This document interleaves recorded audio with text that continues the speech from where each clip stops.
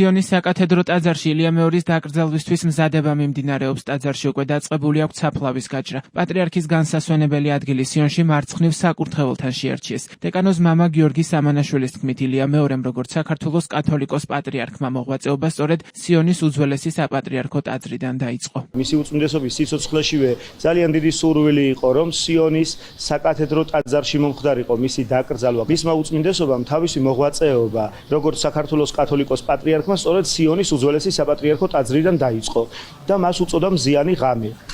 ამასთან დაკავშირებით ქართველი მღვდელმთავრების აქტიური ჩართულობით შეირჩა სასურველი ადგილი, საპატიო ადგილი სიონის ჩრდილო-აღმოსავლეთით მდებარე საკურთხევლის შესასვლელთან ამბიონზე, სადაც არის დაბრძანებული ქართველი ერის სათაყვანო სიწმინდე წმინდა ნინოს ჯვარი და ასევე ივერიის ყოვლადწმინდა ღვთისმშობლის ხატი, რომელიც მისი უწმინდესობის დავალებით სწორედ 10 თონიდან 1988 წელს იქნა ჩამობრძანებული.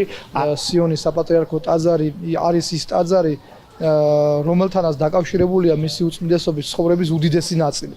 დღიდან მისი აღსაყრებისა 1977 წლიდან და არსებობდა ამასთან დაკავშირებით და არსებობს ანდერძი, რომელიც თავას ანდერძად აღიქმება თავის თვალსაჩინო სურვილი პატრიარქისა, რომელიც მან თავის სიცოცხლეში განაცხადა, რომ ის დაკრძალულიყო სიონის საპატრიარქო ტაძარში.